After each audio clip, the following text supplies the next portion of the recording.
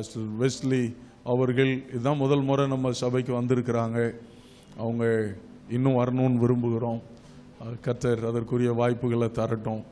நல்ல நீங்கள்லாம் நல்ல ஜோக்கு கேட்டு நல்ல சிரிக்கிறதுக்கு பார்த்தால் பாஸ்டர் நல்ல கொத்தில்லா சாமிலாம் சொல்லி நிறைய கதைகள் எல்லாம் சொல்லி அப்படியே நம்ம இருதயத்தில் பதிகிற மாதிரி ஆண்டவர் அவர்களை பயன்படுத்தினார். அல்லேலூயா, ஸ்தோத்திரம். நம்ம எல்லாரும் நிறைய சார்பாகவும் பாஸ்டர் அவர்களுக்கு இருதயத்தின் ஆழத்திலிருந்து பாஸ்டர் உங்களுக்கு எங்களுடைய நன்றியை தெரிவித்துக் கொள்கிறோம். நேரம் எடுத்து நீங்கள் வந்து எங்களுக்கு இந்த ஊழியங்களை செய்ததுக்காய் ஸ்தோத்திரம். இப்பொழுது அதிக நேரம் எடுத்துக்கொள்ளாமல் ஆண்டவருடைய வார்த்தைக்கு நேராய் கடந்து செல்லுகிறோம். பாஸ்டர் வெஸ்லி அவர்களை கரங்களை தட்டி நாம் வரவேற்போமா. அல்லேலூயா. ஆண்டவராகிய இயேசு கிறிஸ்துவின் நாமத்தில் என் இதயம் நிறைந்து உங்களை மனதார ஆசீர்வதிக்கிறேன். உங்கள் அப்பாவோட சேர்ந்து தலைவருடைய இதயத்தில் எனக்கு இடம் கிடைச்சதுக்காக நான் கர்த்தரை துதிக்கிறேன்.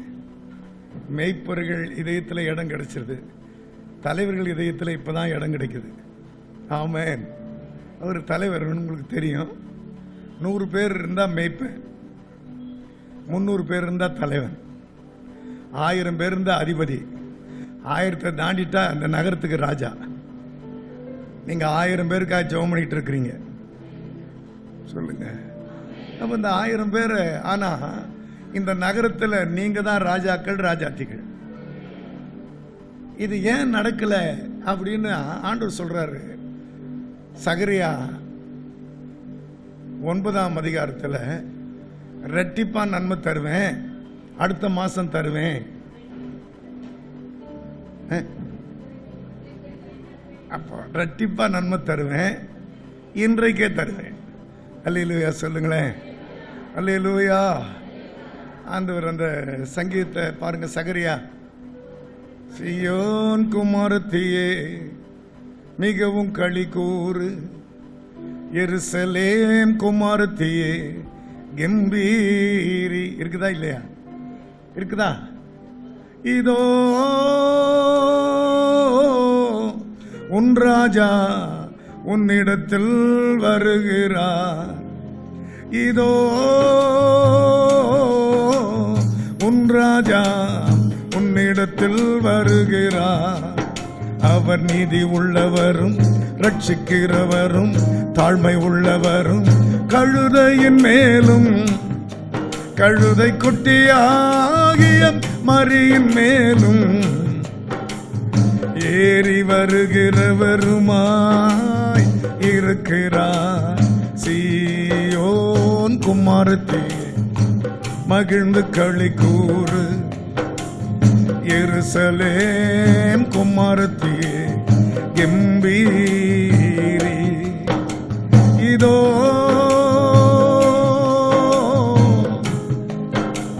இதோ இதோ உன் ராஜா உன்னிடத்தில் வருகிறார். இதோ உன் ராஜா உன்னிடத்தில் வருகிறார். அவர் நீதி உள்ளவரும் ரட்சிக்கிறவரும் தாழ்மை உள்ளவரும், கழுதையின் மேலும் கழுதை குட்டியாகிய மரியின் மேலும் ஏறி வருகிறவருமாய் இருக்கிறார். இதை நான் டியூன் போடும்போது ஆண்டவர், நீ எருசலேமுக்கு வந்தா, எருசலேம் குமார்த்தி நான் உனக்கு துணை, நீ சீயோனுக்கு ரெடி ஆயிட்டா நீ தான் எனக்கு துணைன்னார். எத்தனை பேருக்கு புரியுது? நீங்க உங்க துணையை நினைச்சுக்கிட்டு இப்படி அழைக்கலாமா? எருசலேம் குமார்த்தி நீ இங்க வந்த உடனே கர்த்தர் உனக்கு துணை. அதே நேரம் நீ சீயோன் குமார்த்தி. எத்தனை பேருக்கு புரியுது? உங்க கல்யாணத்தில் ஒருவேளை 500 பேர் வந்திருப்பாங்க, அங்க 1000-10000 தூதரெல்லாம் நம்மளையே உற்று பார்த்துக்கிட்டு இருக்கிறாங்க. நான் இந்த டியூன் போடும்போது, ஆண்டவரே தூதரை விட நான் என்ன பெரியவன் ஆண்டவரே, 1000 10000 தூதரோட பிரசன்ன ஆயிருங்கன்னு. அப்போ ஆண்டவர் சொல்றாரு, தூதரெல்லாம் துதிக்கிறாங்க தான், ஆனால் அவங்க துதியில் நான் பிரியப்படல, உங்க துதியில தான் பிரியப்படுறேன். அது ஏன்னு எனக்கு புரியலன்னு. புரியாமலா பாடுற? தூதனெல்லாம் என் வேலைக்காரன், நீ எல்லாம் என் பிள்ளைங்க. அவன் வேலை செய்கிறான், சோத்திரம் சோத்திரம் பரிசுத்தர்னு. என் புள்ள துதிக்கும் போது நான் அதில் மகிமைப்படுறேன். அதனால இங்க இருக்கிற எல்லாருக்கும் சொல்லுங்க, துதிக்க தெரியணும். ஏன்னா சியோன் அப்படின்னாலே துதி போய் சேர்ற இடம்.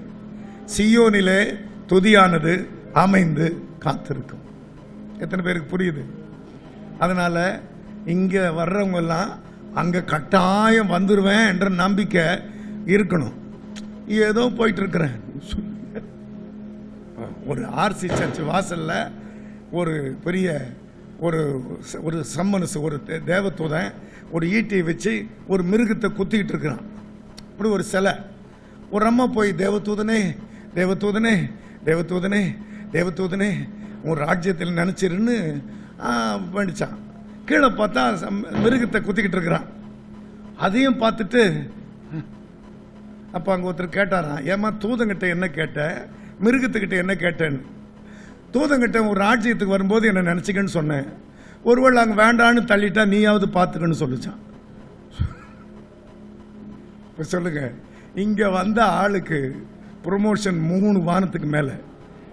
இப்ப சாதாரணமாவா?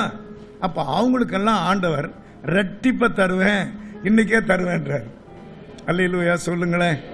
அப்போ சீயோன் குமாரத்தியே மிகவும் களி கூறு, எருசலேம் குமாரத்தியே கம்பீரி, இதோ உன் ராஜா உன்னிடத்தில் வருகிறார், இதோ உன் ராஜா உன்னிடத்தில் வருகிறார். அவர் நீதி உள்ளவரும் ரட்சிக்கிறவரும் தாழ்மை உள்ளவரும் கழுதையின் மேலும் கழுதை குட்டியாகிய மரியின் மேலும் ஏறி வருகிறவருமாய் இருக்கிறார்.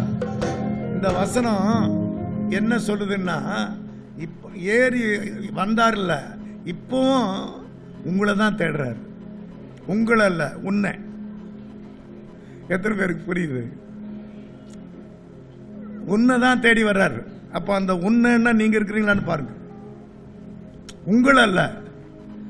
இந்த 9ஆம் அதிகாரத்தில் ஆதிராக்கு தேசம் பெரிய தேசமா, நிறைய யூனிவர்சிட்டிங்க இருக்கிற இடமா, அதெல்லாம் சொல்றாரு. ஆனா அதையெல்லாம் நான் தேடல, உன்னை தான் தேடுறேன்.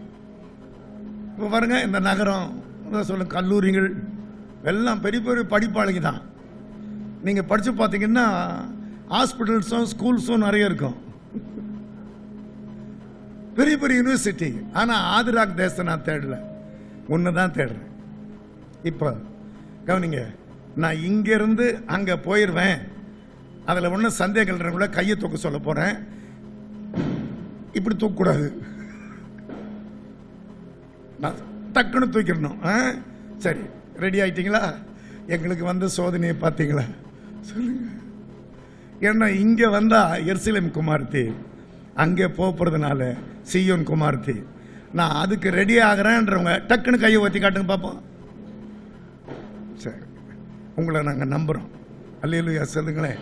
ஆனால் ரெட்டிப்பான் நன்மை வாங்குற விஷயத்தில் நம்ம இன்னும் வாங்கலையே. எசேக்கியா ராஜா ஜெபம் பண்றார், இன்னைக்கு ராத்திரி நான் செத்துருவேன் அப்படின்றார். ஏசாயா 38ஆம் அதிகாரமா பாருங்க. இன்னைக்கு ராத்திரி நான் செத்து போயிட்டா எப்படி ஆண்டவரே? ஏசாயா 38. அந்நாட்களில் எசேக்கியா வியாதிப்பட்டு மரணத்துக்கு ஏதுவாயிருந்தான். அப்பொழுது ஆமோத்சின் குமாரனாகிய ஏசாயா என்னும் தீர்க்கதரிசி அவனிடத்தில் வந்து அவனை நோக்கி, நீர் உமது வீட்டு காரியத்தை ஒழுங்குபடுத்தும், நீர் பிழைக்க மாட்டீர், மரித்து போவீர் என்று கர்த்தர் சொல்லுகிறார் என்றான். அப்படின்னா என்ன? எல்லாருக்கும் சொல்லி அனுப்பிரு, நீ பிழைக்க மாட்டாய். அப்போ கொஞ்ச நேரம் தான் சுவரை பார்த்து திரும்பி எசேக்கியா ராஜா ஜெபம் பண்றார். கர்த்தாவே, நான் உமக்கு முன்பாக உண்மையா நடந்தனே, என்னை கொஞ்சம் நினைச்சிடக்கூடாதான்னு மிகவும் அழுதாரு பாருங்க. கர்த்தர் சொல்றாரு, நீ இன்னும் 5 வருஷம் நல்லா இருந்து. இப்ப வாங்குறாருல, நமக்கும் ஒரு சுவர் இருந்தா சொல்லுங்க, முட்டிக்கிட்டு ஆகிலும் ஆண்டவரே போனதெல்லாம் போச்சு இன்னொரு அப்படி கேட்கணும் இல்ல. அவர் கேட்கிறாரு, இன்னைக்கு நான் செத்து போயிட்டா எப்படி ஆண்டவரே? கர்த்தாவே, நான் உமக்கு முன்பாக உண்மையாய் மன உத்தமமாய் நடந்தேன். உமது பார்வைக்கு நலமானதை செய்தேன் என்பதை நினைத்தருளும், நினைத்தருளும், நினைத்தருளும். அவ்வளவுதான். சுவரை பார்த்து அழுதா. கர்த்தர் திரும்பி வந்து இப்பதான் செத்து போன்னு சொன்னவர் அடுத்த ஒரு நிமிஷத்துல வந்து 15 வருஷம் நல்லா இருந்தார். சொல்லுங்க, இப்ப உங்களை பார்த்தா ஒரு 5 வருஷம் நினைக்கிற மாதிரியா தெரியுது? அப்ப இன்னும் நம்ம ஆசீர்வாதம் வாங்க தெரியல நமக்கு. நான் சொல்றது புரியுதுன்னு நினைக்கிறேன். 70 வருஷம் 80 வருஷம் ஆகி போச்சு ஆண்டவரே, இன்னொரு 10 வருஷம் நான் வாழ்ந்தாலும் வருத்தம் சஞ்சலம் தானே அப்படின்னு மோசே ஜெபம் பண்றாரு. யார் சொன்னது? இன்னும் 40 வருஷம் நல்லா இருன்றாரு. அப்போ அவங்க எல்லாம் ஜெபம் பண்ணி ரெட்டிப்பா வாங்குறாங்க, நம்ம வாங்க தெரியல. ஏன் ஆண்டவரே நாங்க மட்டும் வாங்கல அப்படின்னா, சகரியா 8ஆம் அதிகாரத்தை படிச்சுட்டு 9ஆம் அதிகாரத்துக்கு வாங்குறாரு. சகரியா 8ஆம் அதிகாரத்தை எடுத்துட்டீங்களா?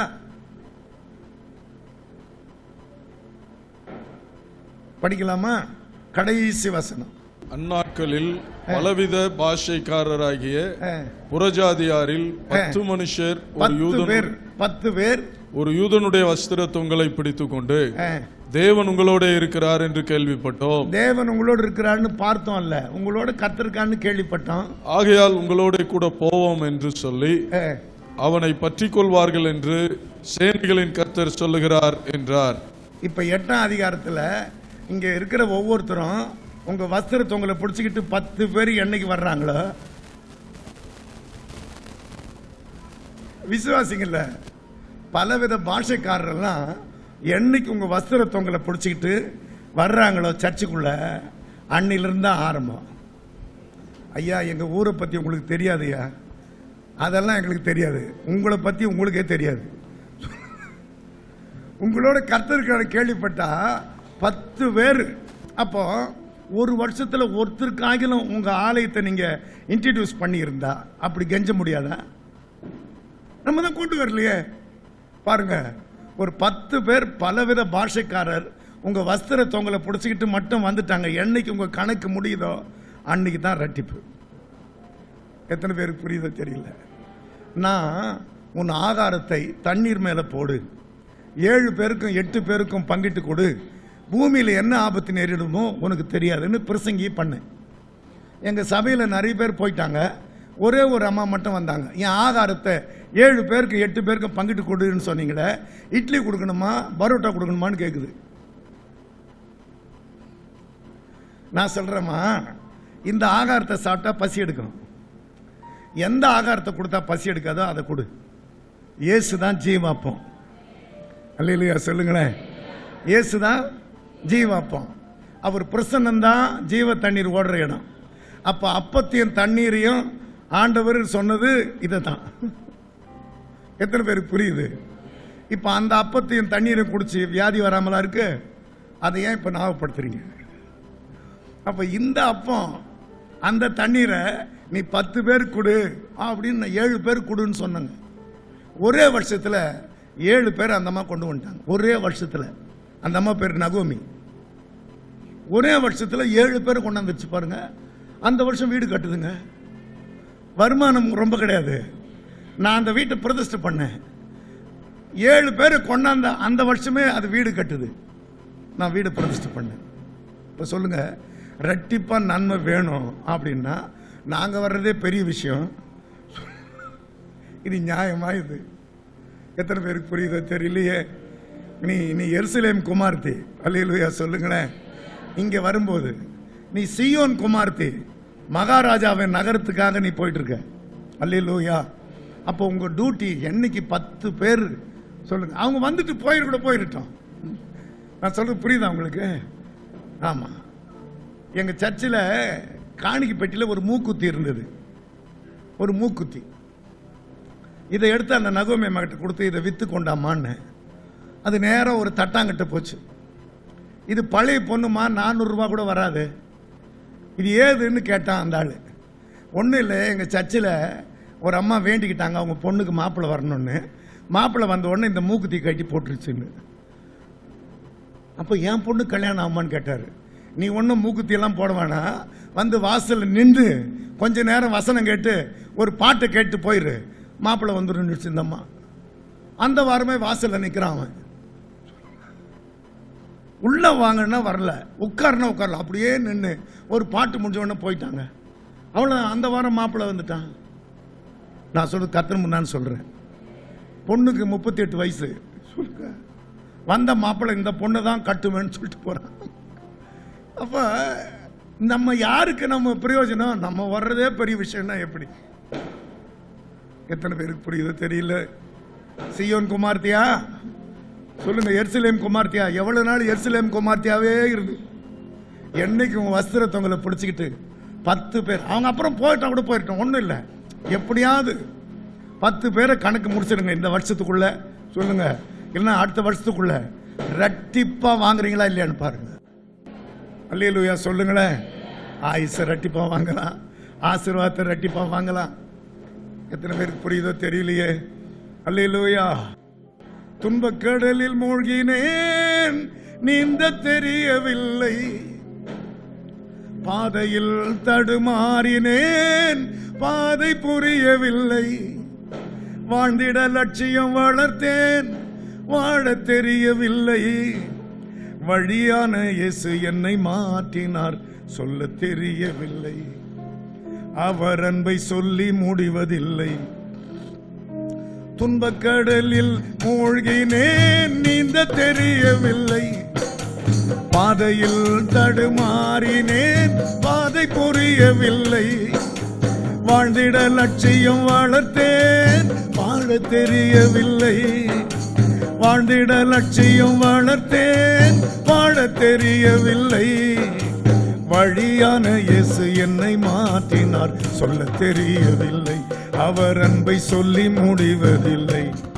அந்த நாள் இன்ப நாள், இயேசு என் உள்ளம் வந்த நாள். கள்ளன் எனப்பட்ட என்னையே இயேசு பிள்ளையாய் மாற்றிக்கொண்டார். உள்ள சோகங்களை அவர் சுமந்தே துள்ளி திரிய விட்டார். பாடிட விரும்பினேன், வார்த்தை கிடைக்கவில்லை. பாடிட விரும்பினேன், வார்த்தை கிடைக்கவில்லை. வழியான இயேசு என்னை மாற்றினார், சொல்ல தெரியவில்லை. அவர் அன்பை சொல்லி முடிவதில்லை. அந்த நாள் இன்ப நாள், இயேசு என் உள்ளம் வந்த நாள். அல்லேலூயா. சொல்ல தெரியல, எனக்கு எப்படி சொல்ல போறேன்னு தெரியல. இது பண்டிகையின் பிரதான நாள். சொல்லுங்க, படிச்சு பாருங்க. யோவான் 7ஆம் அதிகாரம் 37ஆம் வசனம். சத்தமிட்டு தாகமாயிருந்தால் என்னிடத்துல வந்து பானம் பண்ண கடவுள். அப்ப பண்டிகையின் கடைசி நாள்னா ஆண்டவர் வந்து நிக்கிறாரா இல்லையா? பண்டிகைக்கு வர்றாரு. நான் படிக்கிறேன் 7ஆம் அதிகாரம் 2ஆம் வசனம். யூதருடைய கூடார பண்டிகை சமீபமாயிருந்தது. இப்ப 8ஆம் வசனம். நீங்கள் இந்த பண்டிகைக்கு போங்கள், என் வேலை இன்னும் வரவில்லை. 11ஆம் வசனம். பண்டிகையில யூதர்கள் அவரை தேடினார்கள். பாதி பண்டிகை ஆன போது இயேசு தேவாலயத்துக்கு போனார். பண்டிகையின் கடைசி நாளாகிய பிரதான நாளில இயேசு நின்று பெருங்கூட்டத்தை பார்க்கல. யாரு தாகமா இருக்கிறான்? எல்லாம் கவனிங்க. அவர் ஆதிராக்கு தேசத்தை பார்க்கல. உன் ராஜா உன்னிடத்துல வர்றாரு. இப்போ பண்டிகையில யார் உண்மையா தாகமா இருக்கிறாங்கன்னு பாக்குறாரு. எத்தனை பேருக்கு புரியுதோ தெரியல. நான் சொல்றது இப்போ நீங்க கட்டாயம் உங்க பாஸ்டருக்காக வருவீங்க, இல்லைன்னா கட்டாயம் ஏன் வரலன்னு கேட்பார். சொல்லுங்க. கொஞ்சம் பேர் பாட்டுக்காக வருவீங்க, சொல்லுங்க. முடிஞ்ச உடனே ஏன் இந்த பாட்டை பாடலன்னு கேட்பீங்க. அல்லேலூயா சொல்லுங்க. நான் அவ்வளோ நல்லா பிரசங்கம் பண்ணிட்டு இறங்கி போனா ஒரு கண்ணாடிக்காரன் இந்த டேம்பரின் எப்படி வாசிக்கிறதுன்னு சொல்லி கொடுங்கன்னு கேட்குறான். இந்த டேம்பரின் வாசிக்கிறது எப்படின்னு சொல்லி கொடுத்துட்டு போங்க தாத்தா, நல்ல வேளை டேம்பரினே கொடுத்துருங்கன்னு கேட்காம போயிட்டாங்க. இன்னும் நமக்கு புரியலையே, வாழ தெரியலையே, எப்படி ரட்டிப்பா வாங்க போறோம்? பண்டிகை அறிவு நமக்கு இல்லையே. நான் சொல்றது புரியுது உங்களுக்கு? அப்போ நான் நாட்களை விசேஷத்துக்கிட்டா நம்ம அப்படி தாகமா வரணும். ஆமா, இப்போ தாகமா வந்திருக்கிறீங்க அப்படின்னு ஆண்டவர் யாரை பார்க்கறாரு எனக்கு தெரியல. அப்ப என்னெல்லாம் ஆண்டவர் எனக்கு தெரியல அப்படின்னு ஆண்டவர்கிட்ட கேட்டா ஆண்டவர் சொன்னாரு, ஒன்று நீ ஜெபம் பண்ணி தான் பொழுது விடியணும். இப்போ போன உடனே கட்டாயம் தூங்குவோம், ஒரு விழிப்பு வரும், டைம் பார்க்கக்கூடாது. இஸ்ரவேலை காக்கிற உறங்கிறது இல்லை, தூங்குறது இல்லை. ஆமா, அப்போ அவர் மட்டும் இரவெல்லாம் உங்களை பார்த்துக்கிட்டு இருந்தா விழிப்பு வந்த உடனே கத்தரை தேடினா என்ன? தெபோராள் சொல்றாள், விழி விழி தெபோராளே விழி விழி பாட்டு பாடு, அபினோகாமின் குமாரனே பாராக்கே எழும்பு, உன்னை சிறையாக்கினவர்களை நீ சிறையாக்கி கொண்டு போ. இது தெபோராளுடைய பாட்டு. நியாயாதிபதிகள் 5ஆம் அதிகாரத்தில் விழி விழி தெபோராளே அந்த அம்மா பாட்டு எழுதுறா பாருங்க. அந்த அம்மா பெரிய சொல்லி பாடுறா. நான் சொல்றது புரியுது உங்களுக்கு? விழிச்சிக்க விழிச்சிக்க விசிலியேன்னு நான் பாடுற மாதிரி விழி விழி தெபோராளே விழி விழி பாட்டு பாடு, அபினோகாமின் குமாரனே பாராக்கே எழும்பு, உன்னை சிறையாக்கினவர்களை நீ சிறையாக்கி கொண்டு போ. அந்த அம்மா பாட்டு எழுதுறா. அந்த பாட்டுக்கு நான் டியூன் போட்டு பாடுறேன். அப்ப விழிச்சுக்க, எவ்வளவு காலம் நீ சிறை இருப்பில் இருப்ப? விழிச்சுக்க. உன்னை சிங்காசனம் உட்கார வைக்கிறவர் இரவெல்லாம் தூங்குறது இல்லை. கட்டாயம் நீங்க பாருங்க, உங்களுக்கு தூக்கம் விழிச்ச உடனே என் பழக்கம் டைம் பார்க்கறது. இது நியாயமானு கேட்டாரு. என்ன மணி 3 தான் ஆச்சு ஆண்டவரே. ஆகட்டுமா, என்ன இப்போ? நான் சொல்ல புரியுதா? கொஞ்ச நேரம் ஜெபம் பண்ணிட்டு சொல்லுங்க. அப்படி படுத்தம் பாருங்க, தூங்கிட்டேன். அல்லேலூயா சொல்லுங்களேன். ஆனா கணக்கு என்ன தெரியுமா? நான் வீழ்ச்சிட்டேன்றது கணக்கு. கர்த்தர் தமக்கு பிரியமான நித்திரை கொடுக்கிறார். சொல்லுங்களேன், எத்தனை பேருக்கு புரியுது? கர்த்தர் தூங்குறது கூட அனுக்கிறதா. அதுக்காக நீங்க ஜெபம் பண்ணி பொழுது விடியாதா? நம்பர் 1. அப்போ 1 மணி நேரமாவது விழிச்சிருக்க கூடாதா? நம்பர் 2. அப்போ நீங்க ஆண்டவரோட பேச ஆரம்பிச்சா 1 மணி நேரமாவது பேசணும். அல்லேலூயா சொல்லுங்களேன்.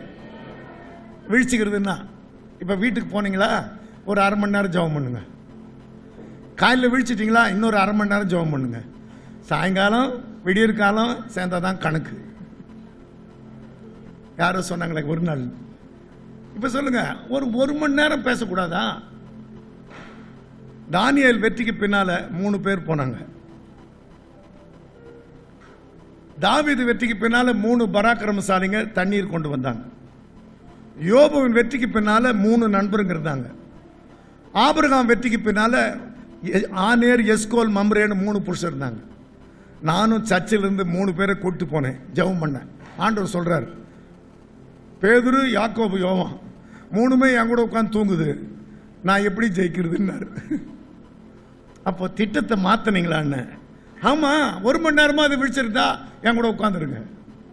உங்க ஆவி உற்சாகம் உள்ளதுதான், உங்க மாம்சம் பலவீனம் உள்ளது. அதனால உட்கார்ந்தாலே நீங்க தூங்கிடுவீங்க. இப்ப கூட நான் இன்னொரு பாட்டு பாடினா சொல்லுங்க, அப்படி கன்னத்துல கையை வச்சவங்க அரை தூக்கம் தூங்கினாலும் தூங்குவீங்க. அலர்ட். நான் சொல்றது புரியுதா உங்களுக்கு? இன்னைக்கு நான் கொஞ்சம் கொஞ்சம் கொஞ்சம் ஓவரா பேசினாலும் தப்பு இல்லை. ஏன் தெரியுமா? நான் ஊருக்கு போறேன். 3 நாள் ஏலியம்ல இருந்தேன். ஏலியம்னா என்ன தெரியுமா? கசப்பெல்லாம் மறந்த இடம். சொல்லுங்க, எங்க ஊரெல்லாம் மறந்து, நான் பட்ட துன்பத்தெல்லாம் மறந்து, சொல்லுங்க, ரொம்ப சந்தோஷமா இருந்தேன். இப்போ போயிருந்தமேன்ற ஒரு ஆதங்கம் இருக்கிறதுனால கொஞ்சம் கோபமா பேசினாலும் அதெல்லாம் கணக்கில் வைக்காதீங்க. 10 பேரை உங்க வஸ்திரத்தை உங்களை பிடிக்க வைக்க முடியல, ரெட்டிப்பான நன்மை வேணுமா? நான் சொல்ல புரியுது உங்களுக்கு? 1 வருஷம் இல்லை, 2 வருஷம் இல்லை, ஒரு 10 பேருக்கு நம்ம ஆண்டவரை காட்ட முடியல, நம்மால ரெட்டிப்பு வேணுமா? அப்போ ஆண்டவரோட நான் பேசினா 1 மணி நேரமாவது பேசணும். அல்லேலூயா சொல்லுங்க. அப்போ வாரத்தில் நான் ஆராதனை பண்ணா நான் தான் முதல் ஆளா நிற்கணும். ஏன்னா வாசற்படியில் நித்தம் விழித்திருந்து கதவு நிலை அருகே எனக்கு காத்திருக்கிறவன் பாக்கியம். அப்போ கதவு திறந்த உடனே வந்துடணும் நீங்க. இப்ப நம்ம கதெல்லாம் எப்படி தெரியுமா? 3 பாட்டு பாடி முக்க ஆராதனை முடியும் போது வர்றவங்க. அப்ப ஆண்டவரை காக்க வச்சிடுறோமே. எத்தனை பேருக்கு புரியுதோ தெரியல. அப்போ நான் போய் உடனே உட்கார்ந்துடணும். உங்க வரவுக்காக தான் கர்த்தர் வாசற்படியில் காத்திருக்கிறார். ட்ரை பண்ணுவோம். ஒருவேளை பஸ் தவறிட்டா சொல்லுங்க, அப்படிதான் லேட் ஆகணுமே தவிர நம்ம லேட்டெல்லாம் பாருங்க. ஆமாம், தலைவருங்க ஆர்டர் தோங்கினா எப்படி 3/4 மணி நேரம் நடத்துவாங்கல்ல, இப்போ புறப்பட்டா போதும்னு புறப்படுறோம். இன்னும் கன்னியாகுமரி பக்கம் போனால் 2வது பெல்லு அடிக்கிற சத்தம் கேட்டால் தான் கிளம்புவாங்க. ஒவ்வொருத்தரும் ஒரு பெரிய டவர் கட்டியிருப்பாங்க, மேலே ஒரு மணி. முதல் மணி எதுக்குன்னா இன்னைக்கு ஞாயிற்றுக்கிழமை ஞாபகம் வர்றதுக்கு. 2வது மணி எதுக்குன்னா சொல்லுங்க போறதுக்கு. அதெல்லாம் கிடையாது. இங்க தாகம் உள்ளவங்களா அவங்க தண்ணீர் அண்டக்கு ஓடி வந்துருவாங்க. அல்லேலூயா சொல்லுங்களேன். அல்லேலூயா. 38ஆம் வசனம், வேத வாக்கியம் சொல்லுகிறபடி என்னிடத்தில் விசுவாசமாய் இருக்கிறவன் எவனோ அவன் உள்ளத்தில் இருந்து ஜீவ தண்ணீர் உள்ள நதிகள் ஓடும். அல்லேலூயா. இது வாங்காம யாரும் வீட்டுக்கு போக கூடாது. நீங்க அந்த அதிகாரத்தை பாருங்க. பின்பு அவரவர் தங்கள் தங்கள் வீட்டுக்கு போனார்கள். அப்போ இங்க வந்துட்டா ஜீவ தண்ணீரை வாங்கிட்டு தான் வீட்டுக்கு போகணும். அல்லேலூயா சொல்லுங்களேன். அல்லேலூயா. உங்க உள்ளத்துல அந்த தாகம், இது நடக்கலையே, அது நடக்கலையே, இது எப்ப முடிக்க போறேன், இது எப்ப முடிக்க போறேன், இது நடக்கலையே அப்படின்னு ஒரு தாகம் இன்வெர்டாவே இருக்கு. ஆனா ஆண்டவர் சொல்றாரு, அவங்க காலத்தை பற்றி அறிவு இல்லையன்றாரு. நான் 6ஆம் வருஷம் ஆசீர்வாதம் அனுக்கிரகம் பண்ணுவேன், அது 3 வருஷத்துக்கு பலனை தரும். எத்தனை பேருக்கு புரியுது? நான் ஏஞ்சலா அப்படின்னு ஒரு பொண்ணை மேட்டுப்பாளையம் மேட்டூர்ல பார்த்தேன். அது வந்து நேராக என்கிட்ட வந்து எனக்கு கல்யாணம் ஆகுமா பாஸ்டர்னு ஞானசேகரன்றவர்கிட்ட கேட்குது. எனக்கு தெரியாதுமா, அந்த தாடிகார்கிட்ட போய் கேளுன்னு அது நேராக என்கிட்ட வந்துருச்சு. ஐயா எனக்கு கல்யாணம் ஆகுமான்னு கேட்டா நான் என்ன சொல்றது?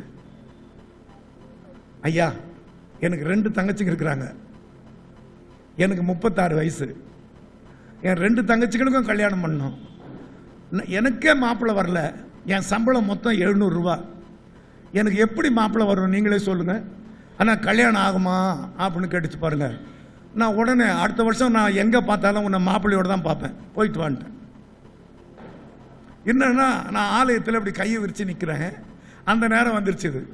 அப்போ ஆண்டவர் பார்வை, அடுத்த வருஷம் நான் உன்னை எங்கே பார்த்தாலும் சொல்லுங்க உன்னை மாப்பிள்ளையோடு தான் பார்ப்பேன் போன்ட்டேன். போன உடனே சியோன் தேவரீர் எழுந்தருளி சியோனுக்கு இறங்குவீர். சங்கீதம் 102. தேவரீர் எழுந்தருளி சியோனுக்கு இறங்குவீர், அதற்கு தயவு செய்யும் காலமும் குறித்த நேரமும் வந்ததுன்னு இருக்கு. 102ஆம் சங்கீதம் பாருங்க, 11ஆம் வசனமா, தேவரீர் எழுந்தருளி சியோனுக்கு இறங்குவீர், அதற்கு தயவு செய்யும் காலமும், அதற்காக. அப்ப காலமும் நேரமும் வந்துருமா? நீ போன உடனே எந்த காலத்திலும் நான் அப்படி ஜெபம் பண்ணலன்னு ஜெபம் பண்ணுமா? அடுத்த முறை நான் உன்ன புருஷனோட தான் பார்ப்பேன்ட்டேன். 6 மாசம் கூட ஆகலைங்க. மேட்டூர்ல ஓசன்னா அப்படின்னு ஒரு சபையில் பிரசங்கம் பண்ண போயிருந்தா பின்னால வரிசையில் ஏஞ்சலா ஒரு குண்டு ஆசாமி கூட உட்கார்ந்துருக்கு. யாரோ எஸ்காட் வந்திருப்பாங்கன்னு நினைச்சா ஆராதனை முடிஞ்ச உடனே நடந்து வருது. அவன் பின்னால நடந்து வர்றான், பில்டிங்கே அதிருது. ஏஞ்சலா இது யாருன்னு, ஐயா நீங்க சொன்னீங்கல்ல அடுத்த முறை எங்க வீட்டுக்காரோட பாப்பன்னு, அவரு தாங்க இவரு. தோற்றத்தை பார்த்து திருப்பி செய்யாதீங்க, ரொம்ப ரொம்ப இருக்குது, ரொம்ப நல்லவர். எப்படிமா இது 6 மாசம் கூட ஆகலைன்னு? நீங்க தான் ஏன் சொன்னீங்க தேவரீர் எழுந்தருளி சீயோனுக்கு இறங்குவீர்னு. அப்ப காலமும் நேரமும் அவர் கையில் இருக்கணும்னு நான் அப்படி ஜெபம் பண்ணையா. 1 மாசம் கூட ஆகல. சிங்கப்பூர்ல இருந்து எங்க சித்தப்பா வந்தார். 40 நாள் நான் இருக்க போறேன், உனக்கு இதுக்குள்ள மாப்பிள்ளை நான் பார்த்து உன்னை கல்யாணம் பண்ற நோக்கத்தோட தான் வந்தேன்னு சித்தப்பாவே 40 நாள்ல மாப்பிள்ளையை பார்த்து கல்யாண செலவு மொத்தம் அவரே எடுத்துக்கிட்டு எல்லாம் மாப்பிள்ளை பார்த்து கல்யாணம் முடிச்சு செலவு முடிச்சு அவங்க அம்மா கையில் ஒரு 10,000 ரூபாய் கொடுத்துட்டு 40 நாள்ல போயிட்டாராம். இப்ப சொல்லுங்க, காலம் நேரமெல்லாம் நம்ம சீரியஸா ஆகிறது இல்லை.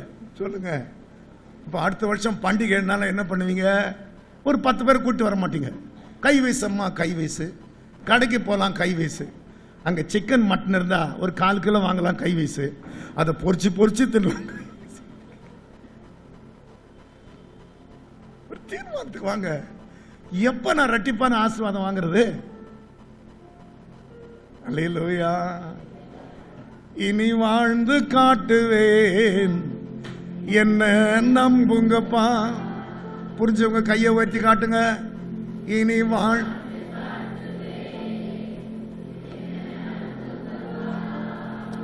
கையை எப்படி காட்டணும்? இப்படி காட்டினா என்ன அர்த்தம் தெரியுமா? அதோட நிறுத்துன்னு அர்த்தம். இப்படி இப்படி கையை பிடிங்க ஆண்டவரே.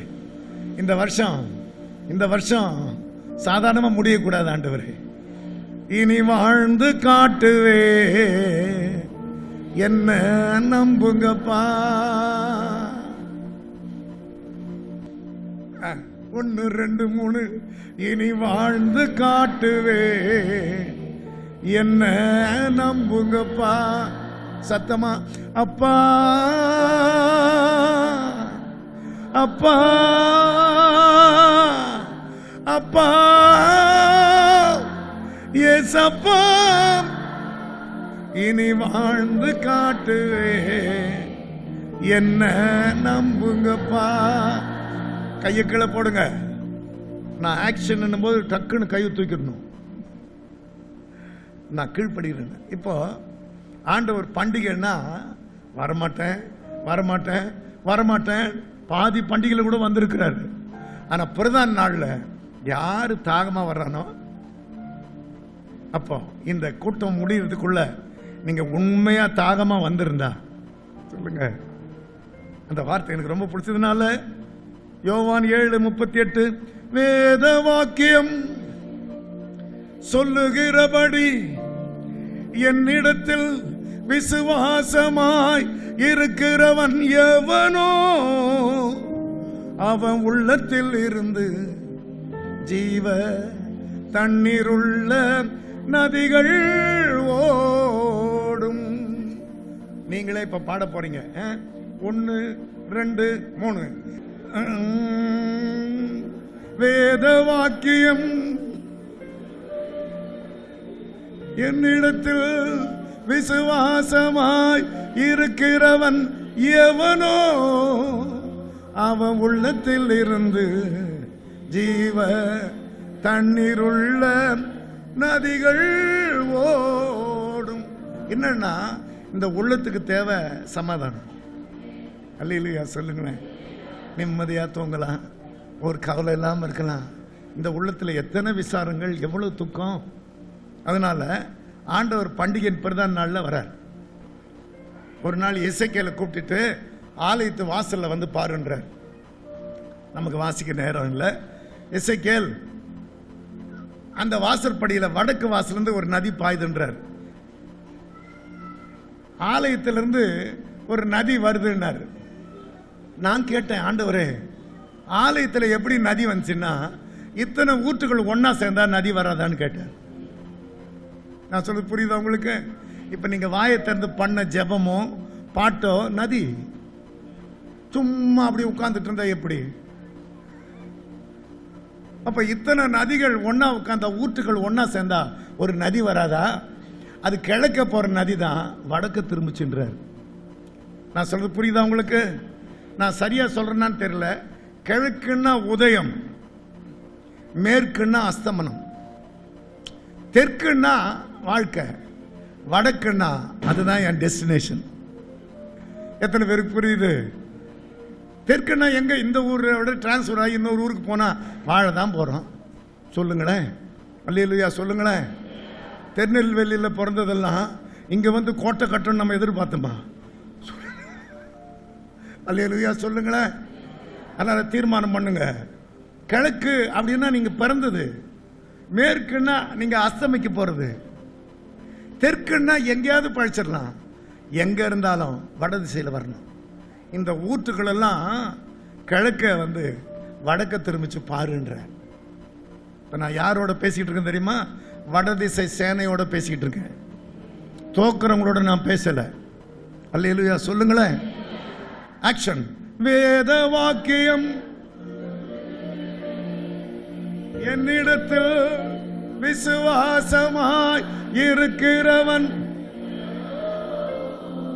அவன் உள்ளத்தில் இருந்து ஜீவ தண்ணீருள்ள நதிகள் ஓடும்.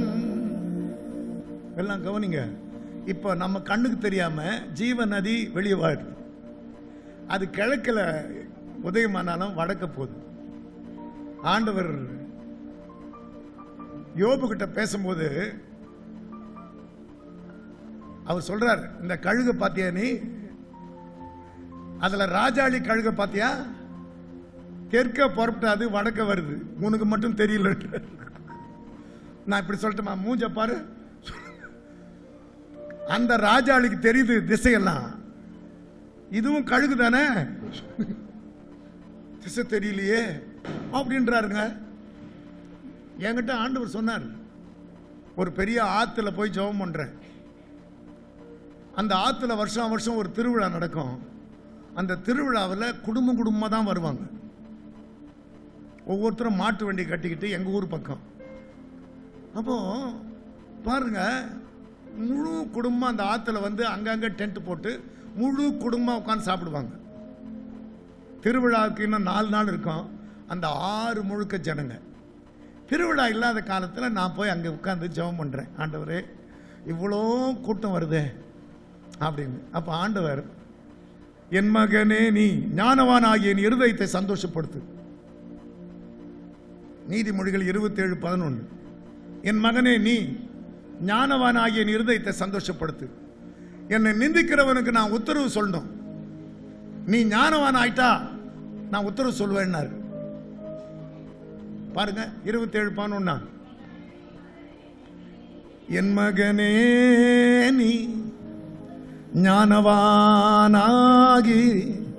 என் இருதயத்தை சந்தோஷப்படுத்து. என்னை நிந்திக்கிறவனுக்கு நான் மறு உத்தரவு கொடுக்கத்தக்கதாக நீ ஞானவானாகி என் இருதயத்தை சந்தோஷப்படுத்து. இந்த வார்த்தையை அந்த ஆத்துல என்கிட்ட ஆண்டவர் பேசினாரு. என் கூட ஸ்டீஃபன் ஒருத்தர் கொஞ்ச தூரத்தில் புலம்புறாரு, நான் இங்க புலம்புறேன். அப்போ ஆண்டவர் பேசுறாரு, நீ ஞானவானாகி என் இருதயத்தை சந்தோஷப்படுத்து. என்னை வந்து ஒருத்தன் நிந்திக்கிறான், சும்மா வெஸ்லிக்கு போய் ஏன் இறங்குறீங்க? அவன் எப்படிப்பட்ட ஆள் தெரியுமா? சொல்லுங்க, ரொம்ப மோசமான ஆளு. போய் அவன் மேல அவ்வளவு உருக்கமா இருக்கிறீங்கன்னு என்ன அப்பப்ப சொல்றான். நீ ஞானவான் ஆயிட்டா நான் அவனுக்கு பதில் உத்தரவு சொல்லுவேன்ல. நீ எப்படா எழும்ப போறேன்னா பாருங்க. அன்னைக்கு ஆத்துல பாட துவங்கினேன். அல்லேலூயா சொல்லுங்க. இன்னைக்கு ஆலயங்கள்ல பாடிட்டு இருக்கிறேன். 1 2 3 வேத வாக்கியம் படி என்னிடத்தில் விசுவாசமாய் இருக்கிறவன் எவனோ அவன் உள்ளத்தில் இருந்து ஜீவ தண்ணீருள்ள நதிகள் ஓடும். உங்க உள்ளத்திலிருந்து வர்ற பாட்டு ஜெபம் எல்லாம் ஆண்டவருக்கு நதி, அது வடக்க வந்துடும். ஆமென். அப்ப எசேக்கியேல் நல்லா பாரு, கணுக்கால் அளவு, முழங்கால் அளவு, இடுப்பளவு, நீச்சல் ஆழம் பாஞ்சா அது நகரத்தை ஆரோக்கியமாக்குற நதி. இது போய் ஒரு பள்ளத்தாக்கில் விழுந்துட்டா அது உப்பு தண்ணி, ஒன்றுத்துக்கும் உதவாதுன்றார். இப்போ நான் சொல்றது புரியுதா உங்களுக்கு? இங்கிருந்து பாயிற இந்த நதி கணுக்கால் அளவு, முழங்கால் அளவு, இடுப்பளவு, நீச்சல் ஆழம் பாஞ்சா ஊருக்கு பிரயோஜனம் இல்லை. இது போய் ஒரு பள்ளத்தாக்கில் விழுந்துட்டா உப்பு தண்ணி ஆயிரும், ஒருத்தருக்கும் பிரயோஜனம் இல்லை. இப்போ உங்களோட நதிகள்லாம் புறப்படுது. இது என்ன பண்ண? கணுக்கால் அளவுன்னா ஓடணும். எத்தனை பேருக்கு புரியுது? கணுக்கால் அளவுன்னா என்ன பண்ணணும்? ஓடணும். முழங்கால் அளவுன்னா என்னன்னா நல்லா ஜெபிக்கிறவங்கன்னு பேர் வாங்கணும். சொல்லுங்க. இடுப்பளவுன்னா என்னன்னா ஆண்டவர் முன்னால ரொம்ப நேரம் காத்திருக்கிறது. நீச்சல் ஆழம் அப்படின்னா நீங்க வசனத்தை வாங்கின உடனே வசனமாகறவங்கிட்ட கொடுத்துட்டு போயிடணும். அப்ப நீங்க வசனத்தை வாங்குறீங்கல்ல, வசனமாகறவங்க யாரை பார்த்தாலும் நம்மளே பேசணும். ஏன் ரொம்ப சோகமா தெரிஞ்சவங்க கிட்ட நம்ம பாருங்க 100 ரூபாய் தக்காளி ஏன் இப்படி ஆச்சுன்னு கேட்டுக்கிட்டு இருக்கிறோம். சொல்லுங்க. ஒருத்தன் என்னடா உலகம் இது, அவன் என்னடா உலகம் இது, மெக்கானிக் ஷாப்புக்கு போனா அங்க நட்டு போல்ட்டு ஆயில் எல்லாம் கிடைக்குது. டெய்லர் கடைக்கு போனா அங்க மிச்சம் துணியெல்லாம் கிடைக்குது. டெய்லர் கடைக்கு போனா மிச்ச துணியெல்லாம் கிடைக்குது. அப்புறம் பேங்க் போனா அங்க ஏன்டா காசு எல்லாம் கிடைக்க மாட்டேங்குதுன்றான். நியாயமா இது? கவர்மெண்டே சரியில்லைன்னா இங்க இருந்து புறப்பட்டா இந்த நதி யாருக்கு பிரயோஜனம்? சும்மா போய் வீட்டில் உட்காந்து உப்பு, இது யாருக்காவது பிரயோஜனம் பண்ணணும்ல? நான் சொல்றது புரியுதா உங்களுக்கு? நான் இந்த கொரோனா டைம்ல பிச்சைக்காரங்க என்ன பண்ணுவாங்க அப்படின்னு நான் யோசித்து ஒரு கடையில் ஒரு பார்சலை வாங்கிக்கிட்டு பஸ் ஸ்டாண்டெல்லாம் சுத்துறேன். ஒருத்தனும் இல்லை. ஒருத்தன் அப்படியே சாம்பிராணி இது பெரிய பட்டை உதிராட்ச கொட்டை பார்த்தாலே பரிதாம உட்காந்துருக்கான். நான் போய் ஸ்கூட்டரை நிறுத்திட்டு உனக்கு சாப்பாடு வேணுமான்னு கேட்டா அவன் ஓடி வந்து சாப்பாட்டை வாங்கிட்டு நீ சாமியான்னு கேட்டான். நான் சொல்றது உண்மை. என் மேல என்ன உனக்கு அக்கறைன்னா? அப்படியே வந்தா அம்மா உணவகம், அங்க ஒருத்தன் உட்கார்ந்து இருக்கிறான். அவன்கிட்ட 4 10 ரூபாயை கொடுத்தேன். அவன் 4 10 ரூபாய் எண்ணிட்டு, எதுக்கு சாமி இவ்வளவு கொடுக்குற, எனக்கு ஒரு 10 ரூபாய் போதும், மிச்சத்தை 30 ரூபாய் நீ வச்சு டீ குடின்றான். அவன் என் கண்ணுக்கு சாமியா தேடுறான். எதுக்கு எனக்கு இவ்வளவு கொடுக்குற, 10 ரூபாய் எனக்கு போதும், 30 ரூபாய் எடுத்து போய் நீ டீ குடின்றாங்க அவன். சொல்லுங்க. இந்த நதி இங்கிருந்து போய் சும்மா இருந்தா உப்பு தண்ணி. எத்தனை பேருக்கு புரியுது? இது மட்டும் நகரத்தை ஆரோக்கியமாக்க அது புரட்டு போச்சுன்னா நகரத்துக்குள்ள சந்தோஷம் வரும். எத்தனை பேருக்கு புரியுதோ தெரியல. அல்லேலூயா. ஆக்ஷன். வேதவாக். தோத்துட்டீங்க தோத்துட்டீங்க தோத்துட்டீங்க, நீங்க தோத்துட்டீங்க. 1 2 3 ஆக்ஷன். வேத வாக்கியம் என்னிடத்தில் விசுவாசமாய் இருக்கிறவன் எவனோ அவன் உள்ளத்தில் இருந்து ஜீவ தண்ணீர் உள்ள நதிகள் ஓடும். இன்னைக்கு நாங்க ஒரு ஹோட்டலுக்கு போனோம். பக்கத்து டேபிள்ல 3 மகளுங்க சாப்பிட்டுக்கிட்டு இருந்தாங்க. நாங்க ரொம்ப சந்தோஷமா ஊழியத்தை பத்தி பேசிட்டு இருந்தோம்.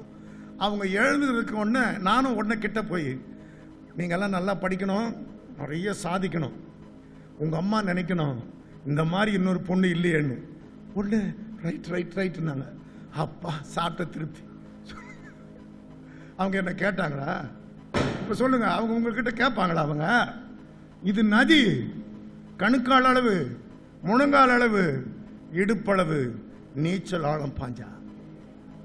எப்போ இதை எசேக்கியேல் கிட்ட கர்த்தர் காட்டுறார். இப்போ உங்களுக்கு புரிஞ்சு போச்சு இல்ல? இப்போ பண்டிகையின் பிரதான நாள் 1 2 3.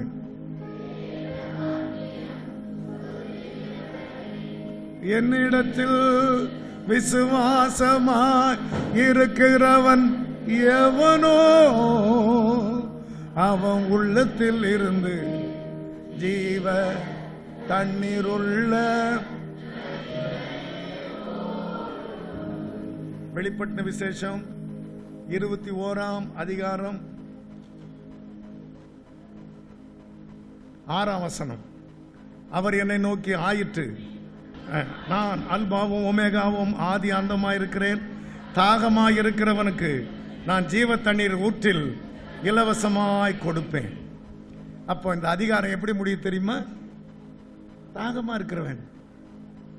எத்தனை பேர் இதை ஆண்டவர் சிந்திக்க வச்சார்? என்ன அவர் பார்க்கறதெல்லாம் கூட்டத்தல்ல, யாரு தாகமா என்கிட்ட வர்றாங்கன்னு படிக்கிறேன் பாருங்க.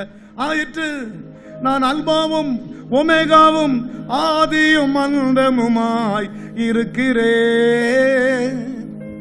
தாகமாயிருக்கிறவனுக்கு ஜீவ தண்ணீர் ஊற்றில் இருந்து இலவசமாய் கொடுக்கிறேன். என்ன சொல்றன்னா, அல்பா ஆதி, அங்க ஒரே ஒரு நதி 4 ஆறுகளாச்சு. நல்லா கவனிங்க. ஒரு ஆத்துல பொண்ணு விளையுது, ஒரு ஆறு அசிரியாவுக்கு போகுது, இன்னொரு ஆறு எகிப்துக்குள்ள போகுது. அப்ப 4 ஆறு என்றார். அதுல ஐப்ராத்ன்ற நதி எங்க பாயுதுன்னு சொல்லல. நீங்க ஒண்ணு படிச்சு பாருங்க. அல்லேலூயா சொல்லுங்களேன். அப்போ ஆண்டவர் என்ன பேசுறார் அப்படின்னா, நான் அல்பா அப்படின்னா அன்னைக்கு ஒரு நதி 4 ஆறு ஆச்சு. ஆனா ஐப்ராத் எங்க ஓடுதுன்னு எழுதல. நீங்க ஒண்ணு போய் வீட்டில் படிச்சு பாருங்க. ஐப்ராத் அப்படின்னா ஃப்ரூட்ஃபுல்னஸ். அப்போ அந்த நதி பாயுது, பொண்ணு விளையுது. இந்த நதி பாயுது, அரசியல் இருக்கு. இந்த நதி பாயுது, வேலை. இந்த நதியெல்லாம் பிரச்சனை இல்லை. ஆறு ஐப்ராத் நதி, அதுதான் டபுள்யூ ஃப்ரூட்ஃபுல். எத்தனை பேருக்கு புரியுதோ தெரியல. ஆமென். இப்ப நான் அல்பா மட்டும் இல்ல, ஒமேகா கடைசி வேத வாக்கியம் இல்ல. ஆயிற்று, நான் அல்பாவும் ஒமேகாவும் ஆதியும் அந்தமுமாய் இருக்கிறேன். அவர் தப்பிச்சுக்கிட்டாரு. தாகமாயிருக்கிறவனுக்கு ஜீவ தண்ணீர் ஊற்றில் இருந்து இலவசமாய் கொடுக்கிறேன். ஆயிற்று, நான் படிக்கிற பாருங்க. ஆயிற்று அப்படின்னா நீங்க தாகமா வந்துட்டாலே போதும், டன். நீங்க தாகமா வந்துட்டீங்கன்னா இட்ஸ் டன். நீங்க 22ஆம் அதிகாரம் 1ஆம் வசனம் பாருங்க. பின்பு பளிங்கை போல் தெளிவான ஜீவ தண்ணீர் உள்ள சுத்தமான நதி தேவனும் ஆட்டுக்குட்டியானவரும் இருக்கிற சிங்காசனத்திலிருந்து புறப்பட்டு வருகிறதை எனக்கு காண்பித்தான். அப்ப முதல் நதி எல்லா ஊருக்குள்ளதான் பாயுது. ஒரு நதி பாயுது, பொண்ணு விளையுது, வெள்ளி விளையுது. அப்புறம் அசிரியான்னா அரசாளுக எல்லாம் அந்த நதி பாஞ்சிட்டு தான் இருக்கு. ஆனா இந்த நதி தான் ஒமேகா. எத்தனை பேருக்கு புரியுதோ? அல்லேலூயா. பளிங்கை போல் தெளிவான ஜீவ தண்ணீர் உள்ள சுத்த நதி தேவனும் ஆட்டுக்குட்டியானவரும் இருக்கிற சிங்காசனம் அதிலிருந்து புறப்பட்டு வருதே. அப்ப ஒரு நதி 4 ஆறுன்னு தொங்குச்சு. இப்ப ஜீவ தண்ணீர் தான் முடியுது. தாகம் உள்ளவங்க யாரு? யாரு உண்மையில தாகம் உள்ளவங்க? உங்க என்கிட்ட வரட்டும். ஆயிட்டு, done. Whatever you ask for, it's done. இன்னைக்கு நிறைய பேர் இருக்கிறாங்க, தாகமா இருக்கிறவங்கள தான் தேடுறாரு ஆண்டவர். நீங்க தேடி பாருங்க. அல்லேலூயா சொல்லுங்களேன். அல்லேலூயா. பளிங்கை போல் தெளிவான ஜீவ தண்ணீர் உள்ள சுத்த நதி. அதுக்கு நான் டியூன் போடும்போது ஆண்டவர் எனக்கு என்ன சொன்னாருன்னா, நகரத்து வீதியின் மத்தியிலும். அப்ப நீங்க இங்கிருந்து போன உடனே நகரத்தின் வீதியில நதி, அங்க மத்தியில் இருக்கிற நதி நீங்க தானா? ஒரு நதி உண்டு, அது நீர்கால்கள் தேவனுடைய நகரத்தையும் உன்னதமானவர் வாசம் பண்ணும் பரிசுத்த ஸ்தலத்தையும் பிரகாசிக்கப்படும். இங்க வந்துட்டீங்க, ஒரே சந்தோஷம். ஆனா அங்க நகரத்தில் பாயணும்ல. நகரத்து வீதியின் மத்தியிலும் நதியின் இரு கரையினிலும் 12 விதமான கனிகளை தரும் ஜீவ விருட்சம் இருக்கும். அது மாதந்தோறும் தன் கனியை கொடுக்கும். அதன் இலைகளில் ஆரோக்கியம் இருக்கும். இனி ஒரு சாபமும் இராது. அப்போ இந்த கொரோனா வந்த பிற்பாடு, இந்த மாதிரி வசனங்களுக்கு டியூன் போட்ட பிற்பாடு ஆண்டவர் நிறைய விஷயங்களை சொல்லி கொடுக்கிறார். அல்லேலூயா சொல்லுங்களேன். இங்கிருந்து போன பிற்பாடு நீங்க நகரத்து வீதியில நடுவில் குடியிருக்கிறீங்க. 2 கரை அப்படின்னா நான் பிறந்தாச்சு ஒரு கரையில, அடுத்தது இன்னொரு கரை. புரிஞ்ச மாதிரி முகத்தை காட்டினா தானே நான் பிரசங்கத்தை முடிக்க முடியும். அதுக்கு என்ன இப்ப தலையை அட்டினா நியாயமா இருக்கு. அவர் சொல்றாரு, ஐயோ சீக்கிரம் முடிஞ்சிருச்சு. அல்லேலூயா சொல்லுங்களேன், அல்லேலூயா சொல்லுங்களேன். ஆமா, அதனால கர்த்தருடைய பிள்ளைகளை இங்கிருந்து போன உடனே நகரத்து வீதியின் மத்தியிலும் நதியின் இரு கரையினிலும் 12 விதமான கனிகளை தரும் ஜீவ விருட்சம் இருக்கும். ஆதியில அந்த ஜீவ விருட்சத்தை சாப்பிட முடியாம போச்சு இல்ல. அல்லேலூயா சொல்லுங்களேன், அல்லேலூயா. நன்மை தீமை அறியிற கனி வேண்டாம். ஜீவ விருட்சத்தை சாப்பிடணும்னா நன்மை தீமை அறியிற கனியை போய் சாப்பிடு. இப்ப பாருங்க, ஆரோக்கியம் இல்லை, சுகம் இல்லை, நிம்மதி இல்லை, சந்தோஷம் இல்லை. இல்லைன்னு ஒரு லிஸ்ட் போட்டா 30 இருக்கும். 12 விதமான கனிகளை தரும் ஜீவ விருட்சம் இருக்கும். அது மாதந்தோறும் தன் கனியை கொடுக்கும். அதன் இலைகளில் ஆரோக்கியம் இருக்கும். கையை வைத்து சொல்லுங்க, இனி ஒரு சாபமும் இராது. இருங்க, நான் கையை எப்படி காட்டுறேன்? நல்ல காலம் வருது, நல்ல காலம் வருது. நீங்க எப்படி காட்டு தெரியுமா? அதெல்லாம் என்கிட்ட நடக்காதுன்னா நியாயமா சொல்லுங்க தம்பி. அதெல்லாம் என்கிட்ட நடக்க. ஐயா எப்படி கை காட்டினாங்க பாத்தீங்களா? நான் இனி ஒரு சாபமும் இராது. நீங்க சரி, இந்த முறை கையை உயர்த்தி, இனி ஒரு சாபமும் இராது. நாங்க இதுவரை சாபம், மரணம், வேதனை இதெல்லாம் இனி நினைச்சாலும் நினைவுக்கு வராத அளவு கைகளை உயர்த்தி, இனி ஒரு சாபமும் இராது. ஆமென்.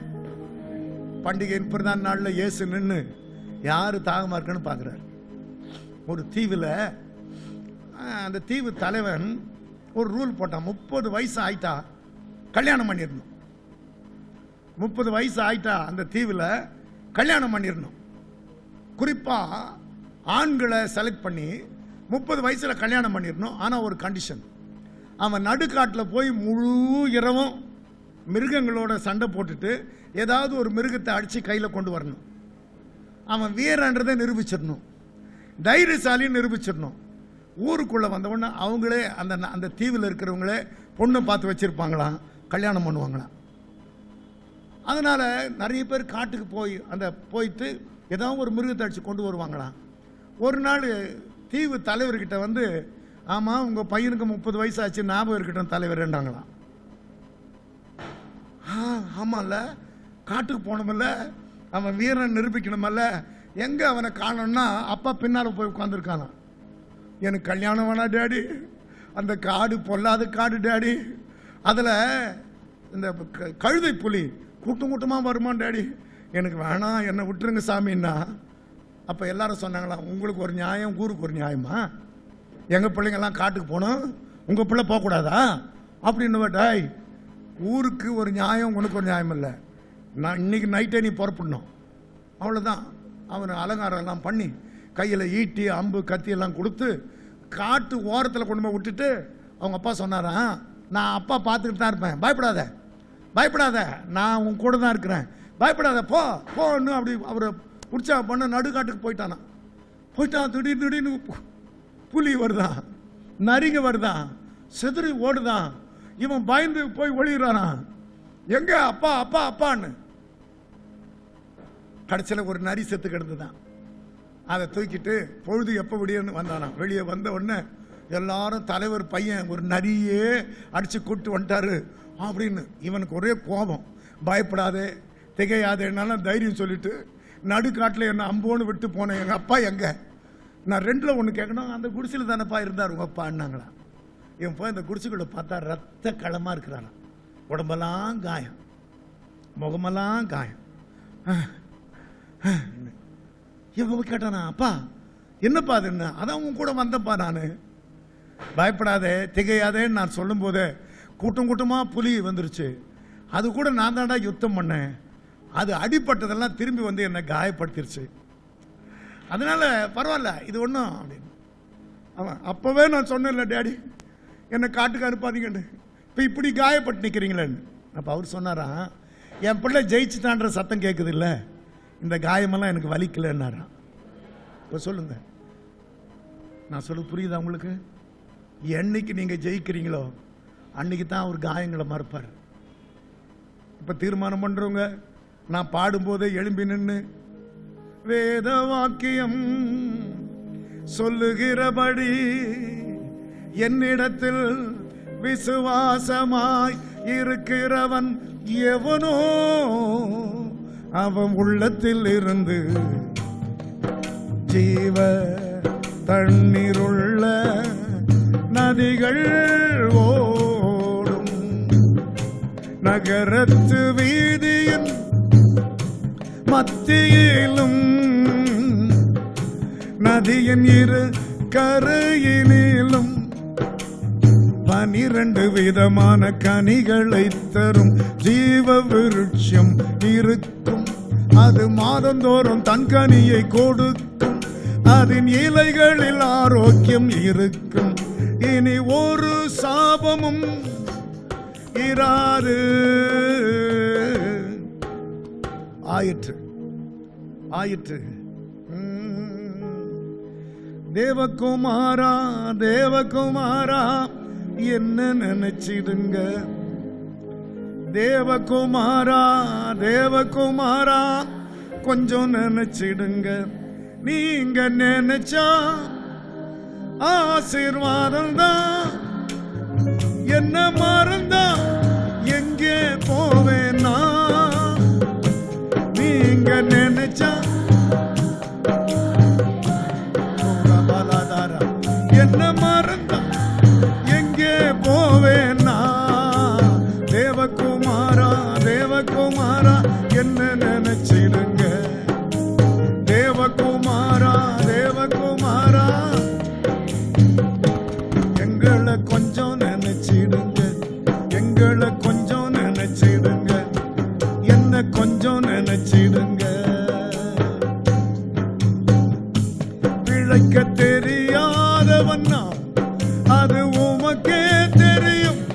எதற்கும் உணவாதவன் நான் என் உறவே அறியும்.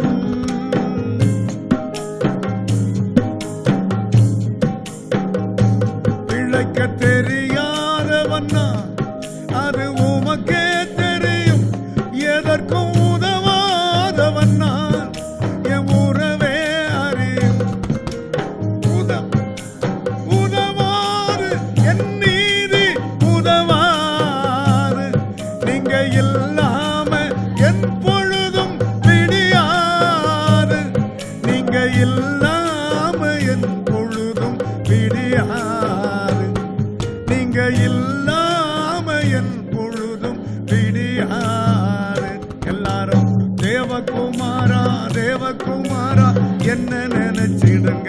கைகளை தட்டி தேவகுமாரா தேவகுமாரா கொஞ்சம் நினைச்சிடுங்க. எங்களை கொஞ்சம் நினைச்சிடுங்க. என்ன கொஞ்சம் நினைச்சிடுங்க.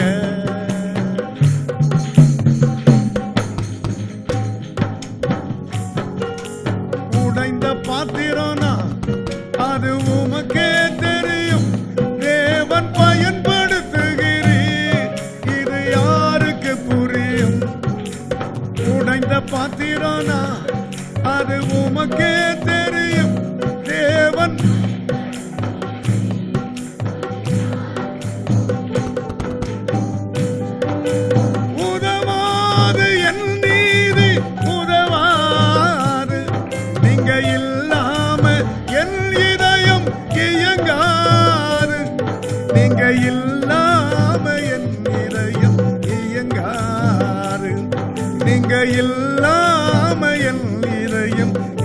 நீங்காது. ஒரே வாய் தேவகுமாரா தேவகுமாரா என்ன நினைச்சிடுங்க. ஒரே இதயம் தேவகுமாரா தேவகுமாரா கொஞ்சம் நினைச்சிடுங்க. நீங்க நினைச்சா ஆசீர்வாதம் தான். என்ன மறந்தா எங்கே போவேன்னா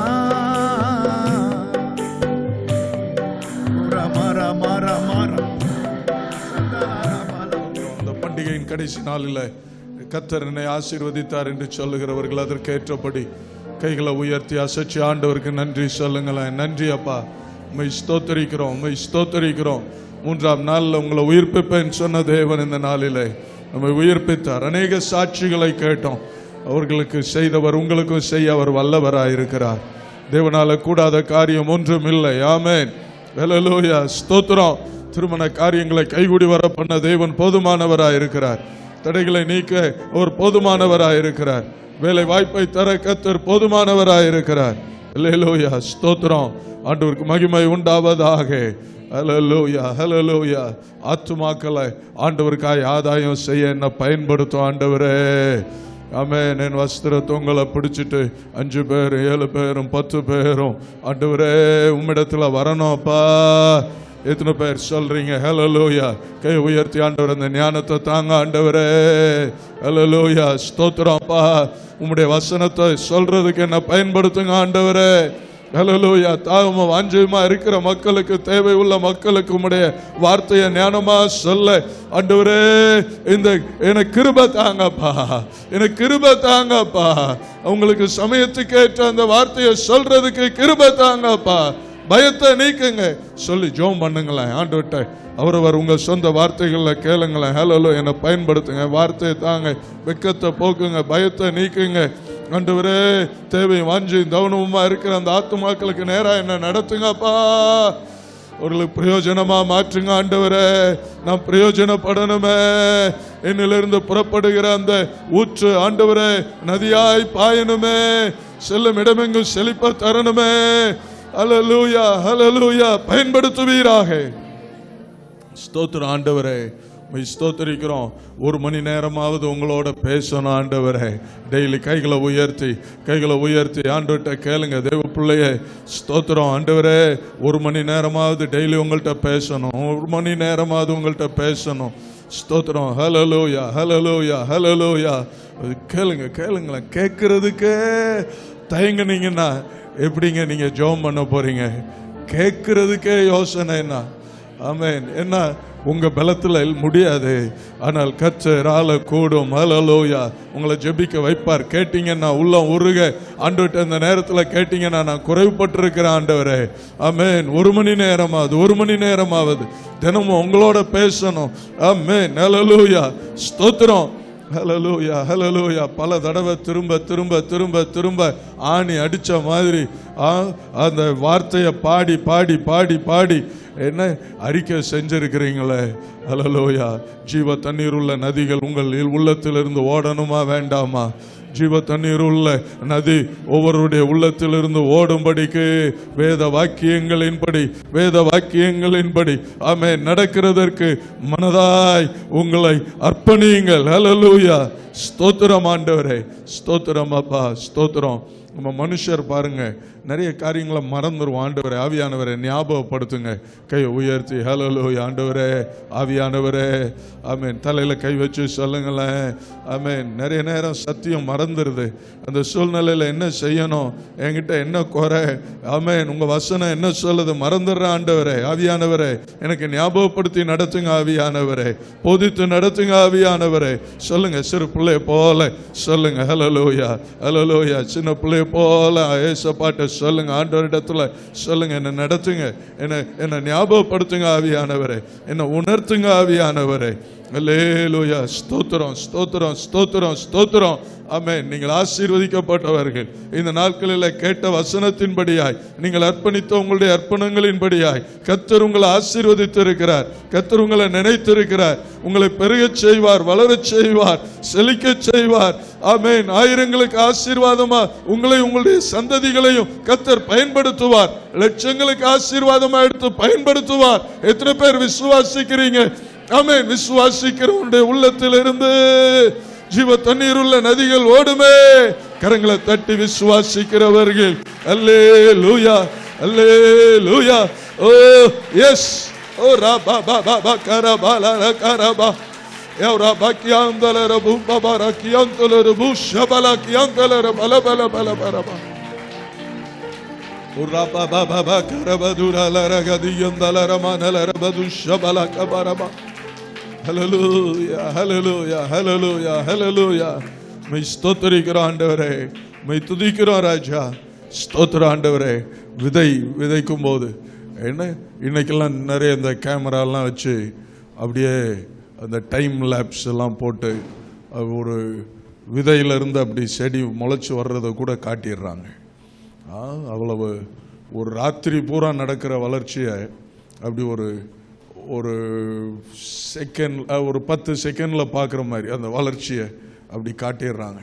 ஆனால் யோசிச்சு பாருங்க, நம்ம அறியாத தூங்குற நேரத்துலையும் மரம் செடிகள்லாம் வளருதா இல்லையா? ஆமென். ஸ்தோத்திரம். பிள்ளைகளை பாருங்க, நான் என் பேத்தியை பார்க்குறேன்னு வளர்ச்சியை பார்க்குறோம். நல்ல வளர்ச்சி உண்டாகிறது. நம்ம அந்த வளர்ச்சியை வளர்ந்த பிறகு பார்க்குறோம். ஆனால் வளரும் போது என்ன செய்ய முடியலை. அது எப்படி நடக்குது, அதெல்லாம் அந்த சேஞ்சஸ்ன்னு பார்க்கறது இல்லை. ஆனால் கர்த்தர் உங்களுக்குள்ள நீங்கள் அறியாமலே உணராமலே உங்கள் பிள்ளைகளுக்குள்ள நம்ம ஆண்டவருடைய வசனத்துக்கு அந்த போஷாக்கு அந்த நீரை பெற்று அந்த ஜீவ தண்ணீரை பருகி அந்த ஜெபித்து ஆண்டவருடைய சமூகத்தை சுவாசித்து அதில் வளரும் பொழுது நம்மளை அறியாமலே அந்த மாற்றங்களை எல்லாம் உங்கள் வாழ்க்கையில் கர்த்தர் கொண்டு வந்துட்டே இருப்பார். உங்கள் பிள்ளைகளில் கர்த்தர் கொண்டு வந்துட்டே இருப்பார். உங்கள் சந்ததிகளில் கர்த்தர் கொண்டு வந்துட்டே இருப்பார். இது எப்படி ஆச்சு அப்படின்னு ஆச்சரியப்படுவீங்க. அப்படி கர்த்தர் உங்கள் வாழ்வில் ஆமென். ஏனென்றால் நீங்கள் சுவாசிக்கிற காற்று கர்த்தருடைய ஜெபம். ஆமென். வாசிக்கிற வார்த்தை கர்த்தருடைய வசனம். நீங்கள் பேசுகிறது கர்த்தரோட பேசுகிறீங்க. தங்கி இருக்கிறது அவருடைய சமூகத்தில் இருக்கிறீங்க. அவர் சமூகம் உங்களை சூழ்ந்து இருக்கிறது. ஹல்லேலூயா. கர்த்தர் உங்களை செழித்தோங்க செய்கிறார். ஆமென். ஹல்லேலூயா. அதான் நீதிமான் அவன் பனையை போல செழித்து லீபனோனில் உள்ள கேதுருவை போல வளருவான். ஆமென். அப்படி கர்த்தர் உங்களை ஆண்டவருடைய சமூகத்தில் வளரும்படி ஆண்டவர் நாட்டி இருக்கிறார். பெருகும்படி கர்த்தர் நாட்டி இருக்கிறார். ஹல்லேலூயா. செழித்திருக்கும்படி நாட்டி இருக்கிறார். ஆமென். கனி கொடுக்கும்படி கர்த்தர் நாட்டி இருக்கிறார். ஆமென். பலன் கொடுக்கும்படி கர்த்தர் நாட்டி இருக்கிறார். கீழே வேர் பற்றி மேலே கனி கொடுப்பீர்கள் என்று கர்த்தர் சொல்லுகிறார். கரங்களை தட்டி கர்த்தருக்கு ஸ்தோத்திரம் சொல்லுவோமா? ஸ்தோத்திரம், ஸ்தோத்திரம், ஸ்தோத்திரம், ஸ்தோத்திரம், ஸ்தோத்திரம், ஸ்தோத்திரம், ஸ்தோத்திரம், ஸ்தோத்திரம், ஸ்தோத்திரம், ஸ்தோத்திரம், ஸ்தோத்திரம், ஸ்தோத்திரம், ஸ்தோத்திரம், ஸ்தோத்திரம், ஸ்தோத்திரம், ஸ்தோத்திரம், ஸ்தோத்திரம், ஸ்தோத்திரம், ஸ்தோத்திரம். நன்றி ஆண்டவரே, ஸ்தோத்திரிக்கிறோம்ப்பா. ஸ்தோத்திரம். சர்வல்லமுள்ள தேவனே, ஒரு முறை கூட கை உயர்த்தி அசைச்சு பாஸ்டருக்காக அவர்களுடைய வாழ்க்கைக்காக ஆமென். கர்த்தருக்கு நன்றி சொல்லலாமா? நன்றி அப்பா, நன்றி ஆண்டவரே. ஸ்தோத்திர ஆண்டவரே, ஸ்தோத்திர ஆண்டவரே, ஸ்தோத்திரம் ஆண்டவரே. உம்மை ஸ்தோத்திரிக்கிறோம் ராஜா, உம்மை துதிக்கிறோம் ஆண்டவரே. நாளைக்கு அவங்களுடைய 70வது பிறந்த நாள். இந்த 70 ஆண்டுகள் கர்த்தர் அவர்களை காத்து 19 வயதில் ஆண்டவர் அவர்களை ஊழியத்துக்குன்னு பிரித்து எடுத்து ஆமென். ஏறக்குறைய இப்போ பாருங்க, இப்போ எத்தனை வருஷம் ஆச்சு? 51 வருஷமா ஊழியத்தின் பாதையில் மட்டும் கர்த்தர் நடத்திட்டு இருக்கிறாரு. கையை தட்டி அதற்காய் கர்த்தரை மகிமைப்படுத்தலாம். ரிபாலா ராக்கூராபா ஷம்தலா ரபாலா பரபா. நன்றி ராஜா, நன்றி ராஜா, நன்றி ராஜா, நன்றி ஆண்டவரே. அல்லேலூயா. ஸ்தோத்திரம் ஐயா, ஸ்தோத்திரம் ஆண்டவரே. இதுவரைக்கும் இந்த 51 வருஷமும் பார்க்காத பலனை ஊழியத்தில் ஆண்டவரை பார்க்கும்படி உம்முடைய தாசனை நீர் பயன்படுத்தும். ஆசீர்வதித்தருளும் ஆண்டவரே. ஆமென். அல்லேலூயா, அல்லேலூயா. கீர்த்தியும் புகழ்ச்சியுமா நீர் உயர்த்தி அருளும் ஆண்டவரே. அல்லேலூயா. ஸ்தோத்திரம். பேரை விளங்க பண்ணும் ஆண்டவரே. ஆமென். நன்மையும் கிருபையும் தொடரச் செய்யும் ஆண்டவரே. அப்பா, நாங்கள் சபையார கர்த்தருடைய பிள்ளைகளை அவங்களுடைய ஊழியக்காரனை ஆசீர்வதிக்கிறோம் ராஜா. அவங்க ஆசீர்வாதமாக இருக்கட்டும் என்று ஜெபிக்கிறோம் ஆண்டவரே. அவருடைய சந்ததி பூமியில பலத்திருக்கட்டும் என்று ஜெபிக்கிறோம் ஆண்டவரே. அல்லேலூயா. சத்துருக்களின் வாசல்களை சுதந்தரிக்கட்டும் என்று ஜெபிக்கிறோம் ஆண்டவரே. கோடா கோடியாக உம்முடைய அடியாரை பெருக பண்ணுவீராக என்று ஜெபிக்கிறோம் ராஜா. ஹல்லேலூயா. ஸ்தோத்திரம் ஆண்டவரே. இந்த ஆராதனையில் பங்கு பெற்ற உம்முடைய பிள்ளைகள் எல்லாருக்காகவும் ஜெபிக்கிறேன். பேர் பேரா எல்லாரையும் நீங்க ஆசீர்வதித்து அனுப்புங்க ஆண்டவரே. ஹல்லேலூயா. உம்முடைய சமூகம் ஒருவருக்கு முன்பாய் கடந்து செல்லட்டும்.